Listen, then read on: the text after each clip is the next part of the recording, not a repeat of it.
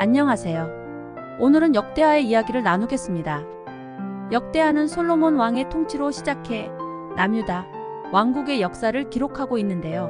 유다 왕국의 여러 왕들이 어떻게 하나님의 뜻을 따랐거나 혹은 떠났는지를 보여줍니다. 여기서는 특히 솔로몬 왕이 성전을 건축하는 장면과 함께 그 후 왕들이 하나님께 순종하거나 거역하면서 나라의 운명이 바뀌는 과정이 강조되죠. 결국 유다 왕국이 멸망하고 바벨론에 의해 포로로 끌려가게 되지만 끝에는 하나님의 구원 약속이 다시 주어지며 회복의 희망이 이어집니다. 그럼 차례로 이야기를 살펴보겠습니다. 1. 솔로몬의 통치와 성전 건축. 역대하는 솔로몬이 왕위에 오르며 시작됩니다. 솔로몬은 하나님께 지혜를 구하면서 자신의 통치가 하나님께서 주신 사명임을 인정하고 하나님은 그에게 지혜뿐 아니라 부와 명예까지도 허락하십니다. 솔로몬은 이 지혜를 바탕으로 나라를 잘 다스리며 백성들에게 정의롭고 공정한 왕으로 칭송받게 되죠. 솔로몬의 가장 중요한 업적은 바로 성전 건축입니다. 솔로몬은 다윗의 뜻을 이어받아 예루살렘에 하나님의 성전을 세우며 이를 통해 하나님께 영광을 돌리기를 원합니다. 그는 최고의 재료와 기술자를 동원해 웅장한 성전을 짓고 그곳에서 온 백성이 하나님께 예배드릴 수 있게 합니다. 성전이 완성되자 솔로몬은 하나님께 기도를 드리며 성전이 하나님께서 백성을 만나는 거룩한 장소가 되기를 간구하죠. 그의 기도에 응답하듯 하나님의 영광이 성전에 가득 차게 되고 백성들은 감동하며 하나님을 찬양합니다. 하나님은 솔로몬에게 내가 내 계명과 법도를 지키면 이 성전을 통해 너희와 함께하겠다. 그러나 불순종하면 이 성전도 폐허가 될 것이다라고 경고하십니다. 이는 앞으로 남유다 왕국의 중요한 기준이 되죠. 솔로몬의 타락과 유다 왕국의 분열. 솔로몬은 후반기에 많은 이방 여인들과 결혼하면서 마음이 하나님께로부터 멀어지고 우상 숭배에 빠지게 됩니다. 이에 따라 하나님은 솔로몬에게 그의 사후 나라가 둘로 나뉠 것임을 예고하시죠. 솔로몬이 죽은 후 그의 아들 르호보암이 왕위에 오르지만 그의 실수로 인해 10지파가 반란을 일으키며 북쪽에 독립된 이스라엘 왕국을 세우게 되고 남쪽에는 유다 왕국이 남습니다. 이렇게 해서 하나의 나라는 둘로 나뉘고 유다 왕국은 다윗의 후손들이 통치하는 별도의 왕국이 됩니다. 3. 유다의 왕들, 선한 왕과 악한 왕. 역대하의 주요 부분은 솔로몬 이후 유다 왕국의 왕들이 하나님을 어떻게 섬겼는지에 관한 이야기입니다. 유다 왕국에는 하나님께 충성한 선한 왕도 있었고 하나님의 계명을 무시하고 우상 숭배를 일삼은 악한 왕도 있었습니다. 아사 왕과 여호사밧 왕, 이들은 하나님께 충성했던 선한 왕으로 특히 아사는 나라를 개혁하며 우상을 제거하고 하나님을 경외하는 나라로 만들려고 애썼습니다. 여호사밧도 하나님을 따르며 나라를 지혜롭게 다스렸고 하나님의 뜻에 맞는 통치를 했습니다. 그들은 하나님께 순종함으로써 주변 나라들과의 전쟁에서 승리하며 하나님의 보호를 받았습니다. 요아스 왕, 요아스는 제사장 여호야다의 지도로 하나님을 섬기며 성전을 수리하고 개혁을 일으켰지만 여호야다가 죽은 후 점점 타락의 길로 들어섭니다. 결국 그는 하나님의 경고를 무시하고 악행을 저지르다가 비참한 최후를 맞이하게 됩니다. 히스기야 왕, 히스기야는 남유다 왕국의 위대한 개혁자 중 한 명입니다. 그는 모든 우상을 제거하고 성전을 정화하며 백성들이 하나님께 돌아오도록 이끌었습니다.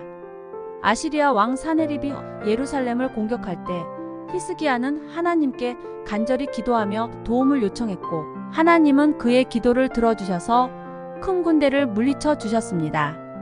히스기야의 신실함은 유다에게 큰 축복을 가져왔습니다. 므낫세 왕, 히스기야의 아들 므낫세는 반대로 유다 역사상 가장 악한 왕 중 하나로 바알을 숭배하고 심지어 성전에 우상을 세우는 등 하나님께 큰 죄를 범했습니다.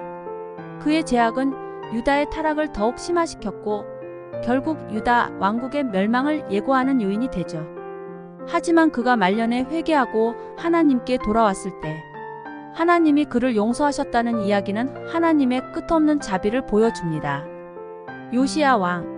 요시야는 또 다른 선한 왕으로 대대적인 종교 개혁을 통해 우상 숭배를 철저히 제거하고 성전을 보수하며 백성들이 하나님의 율법을 따르도록 인도했습니다. 특히 성전에서 율법서를 발견하고 이를 통해 하나님의 말씀을 알게 된 요시야는 모든 백성에게 율법을 지킬 것을 당부합니다. 요시야는 온 마음을 다해 하나님을 따랐지만 그가 죽은 후 유다는 다시 악한 길로 들어서게 되죠. 4.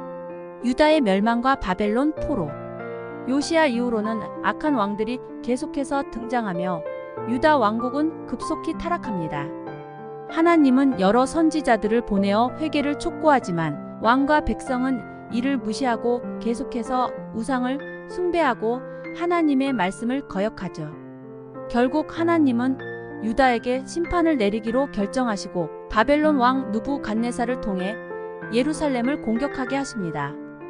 바벨론은 예루살렘을 함락시키고 성전을 불태우며 유다의 백성들을 포로로 끌고 가게 됩니다.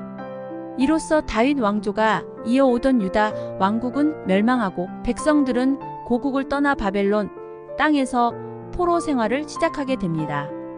이는 하나님이 여러 차례 경고하셨던 일이었고 백성들이 하나님의 말씀을 무시한 결과로 이루어진 심판이었습니다. 5. 하나님의 회복 약속. 역대하의 마지막 장면은 바벨론 포로 생활로 끝나지 않고 하나님께서 페르시아 왕 고레스를 통해 회복의 길을 여시는 이야기로 마무리됩니다. 고레스 왕은 바벨론을 정복하고 나서 이스라엘 백성들에게 예루살렘으로 돌아가 성전을 재건할 수 있도록 허락하죠. 이 마지막 장면은 비록 유다가 큰 죄로 인해 포로가 되었지만 하나님이 여전히 그들을 기억하시고 구원의 길을 예비하셨다는 희망을 보여줍니다. 역대하의 핵심 메시지는 하나님께 순종하는 것의 중요성과 불순종의 결과가 얼마나 무서운지를 보여줍니다. 선한 왕들이 하나님께 순종할 때는 유다가 강성해졌고 하나님이 보호해 주셨지만 악한 왕들이 하나님을 떠나 우상 숭배에 빠질 때는 나라가 혼란에 빠지고 결국 멸망하게 되었습니다. 또한 역대하의 끝에서는 하나님이 회개하는 백성을 버리지 않으시고 회복의 약속을 주신다는 사실이 강조됩니다. 추천 구절. 역대하 7장 14절. 내 이름으로 일컫는 내 백성이 그들의 악한 길에서 떠나 스스로 낮추고 기도하여 내 얼굴을 찾으면 하나님이 백성들에게 회개와 구원의 길을 열어주시는 약속으로 겸손과 기도의 중요성을 알려줍니다. 역대하 16장 9절. 여호와의 눈은 온 땅을 두루 감찰하사 전심으로 자기를 향하는 자에게 능력을 베푸신다. 하나님께 전심으로 헌신하는 자를 돌보시는 하나님의 모습을 보여주는 구절입니다. 역대하 34장 27절. 내가 이 말을 듣고 마음이 부드러워져서 하나님 앞에서 겸손하여 옷을 찢고 통곡하였으므로 나도 내 말을 들었노라. 요시야가 율법을 읽고 회개한 후 하나님이 그의 겸손을 받아주신 장면으로 진정한 회개의 중요성을 나타냅니다. 이 구절들은 하나님께 돌아오는 회개와 순종이 얼마나 중요한지를 강조하며 회개하는 마음으로 돌아올 때 하나님이 항상 용서해 주심을 알려줍니다. 역대하는 포로 생활이라는 슬픈 결말로 끝나지만 그 안에 회복의 약속이 함께 담겨 있어 다음 세대가 하나님께 돌아올 희망을 품도록 합니다. 이후의 이야기는 이스라엘 백성이 포로에서 돌아와 새롭게 나라를 세우는 이야기로 이어지게 되니 다음 책도 기대해 주세요. 감사합니다.